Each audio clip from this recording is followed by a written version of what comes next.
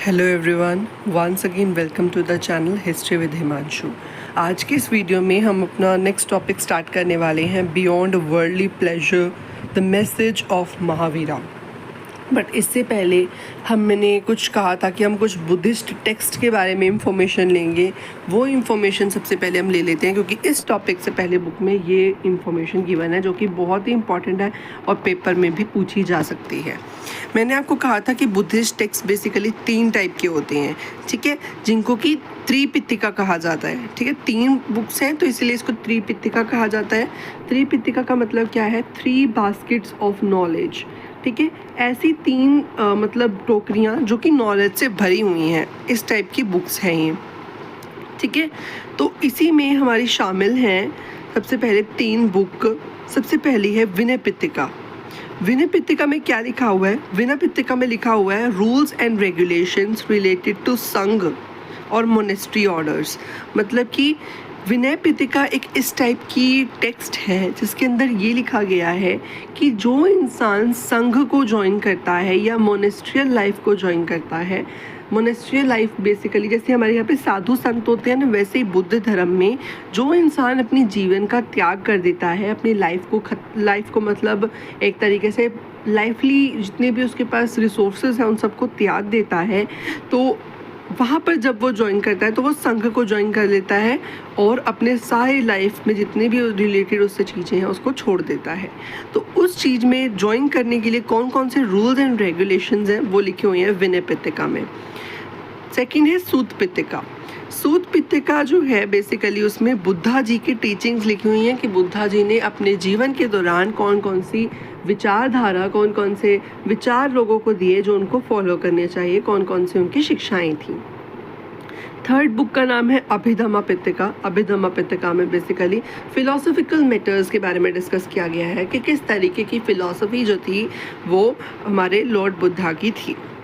ठीक है, इसके अलावा श्रीलंका के एरिया में 2 और बुक्स लिखी गई जिनका नाम जो त्रिपिटका में तो शामिल नहीं है, बट इसके अलावा 2 बुक्स लिखी गई हैं। एक का नाम है दीपावमसा, एक का नाम है महावमसा। ये दोनों बहुत ही इंपॉर्टेंट बुद्ध धर्म से रिलेटेड जो है राइटिंग्स और टेक्स्ट है। अब हम स्टार्ट करने वाले हैं हमारा ये topic, beyond worldly pleasures the message of Mahavira.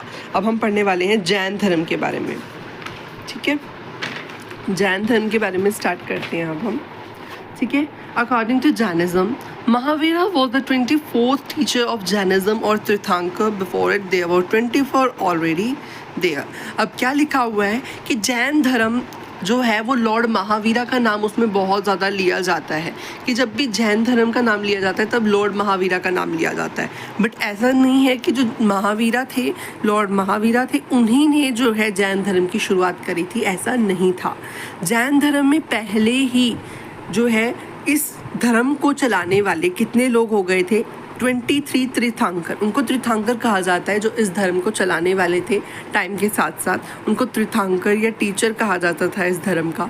ठीक है, इससे पहले महावीरा से पहले भी 23 तीर्थंकर्स हो चुके थे और महावीरा 24th तीर्थंकर थे और ये धर्म पहले से चला आ रहा था। Most famous was Mahavira. Most famous इनमें से महावीरा थे, इसीलिए उनका नाम हर बार लिया जाता है। Jainism believes that everything has life. Jain धर्म का ये मानना था कि हर किसी में, चाहे कोई नॉन लिविंग थिंग भी है, उसमें भी क्या लाइफ एग्जिस्ट करती है, चाहे वो पानी है, पत्थर है। इसीलिए हमें पानी, पत्थर, सब नॉन लिविंग चीज़ों की भी रिस्पेक्ट करनी चाहिए। Not disturb any living being. कोई भी जीने वाली चीज़ या नहीं जीने वाली चीज़ को हमें डिस्टर्ब नहीं करना चाहिए। इम्पॉर्टेंट फ़िलासफ़ी थी ये जैन धर्म की, हम किसी की लाइफ में इंटरफेयर नहीं करेंगे। नॉन वॉर प्रिंसिपल था इनका। नॉन वॉर मतलब कि अगर कोई हमला भी करता है तब भी उसके ऊपर हमला हम नहीं करेंगे, ये प्रिंसिपल था हमारा जैन धर्म का। शायद यही एक इसकी लिमिटेशन थी जिसके कारण शायद फॉरेनर्स ने इसके ऊपर अटैक कर दिया और एज अ रिज़ल्ट ये धर्म ज़्यादा नहीं चल पाया, लोग मारे गए। ठीक है, major birth rebirth depends upon karma. इनका मानना था कि इंसान का जन्म जो है किस योनि में होगा, किस किस उसमें होगा, किस लाइफ में होगा, तो वो सब जो है कर्म पे डिपेंड करता है कि इंसान ने किस तरीके के कर्म किए हैं। Jain persons can't do 5 thing. Jain के धर्म में ये 5 चीज़ें मानी जाती थी कि जो जैन धर्म को अपना लेता है पर्सन, वो ये 5 चीज़ें नहीं कर सकता। पहला है किलिंग, किसी को मार नहीं सकता। स्टीलिंग, चोरी नहीं कर सकता। एब्सटेन फ्रॉम प्रॉपर्टी, अपने पास प्रॉपर्टी नहीं रख सकता, अपने पास लैंड नहीं रख सकता। ठीक है। लाइंग, झूठ नहीं बोल सकता। ठीक है।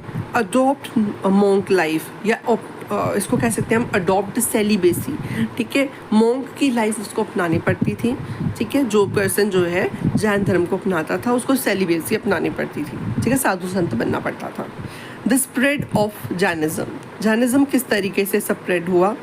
Many literatures and sculptures in Prakrit and Sanskrit and Tamil found attached to the temples also. हमें बहुत सारे ऐसे टेम्पल्स मिले हैं एग्जैक्वेशन के दौरान जिसमें हमको अलग अलग जैन धर्म से रिलेटेड, प्राकृत, संस्कृत, तमिल भाषा से रिलेटेड जितने भी जैन धर्म से जुड़े हुए स्कल्पचर्स हैं वो मिले हैं। The Buddha and the quest of enlightenment. अब हमको बता रखा है कि बुद्धा को एनलाइटमेंट कैसे प्राप्त हुई, बुद्धा को जो है बेसिकली ज्ञान कैसे प्राप्त हुआ, वो हमको बता रखा है। By Buddha's message Buddhism spread in the old continent. Buddha, अब हमने जैन धर्म के बारे में पढ़ लिया। नेक्स्ट है बुद्धा जी के बारे में। बुद्धा जी के बारे में हम नेक्स्ट वीडियो में कवर करेंगे। जैन धर्म के बारे में हम इतना ही पढ़ेंगे। बस जैन धर्म की ये लिमिटेशन रही कि ये नॉन वॉर के प्रिंसिपल पे काम करते थे, जिसके कारण शायद इनके ऊपर बाबियंस ने अटैक कर दिया। एज अ रिजल्ट इनकी डेथ हो गई और शायद इनका धर्म इतना लंबा नहीं चल पाया क्योंकि ये जो थे स्टेबल नहीं रह पा रहे थे अलग अलग डिस्टर्बेंसेस की वजह से। Thank you so much for watching. अगर आपको हमारी वीडियो अच्छी लगी हो तो वीडियो को लाइक करें, चैनल को सब्सक्राइब करें।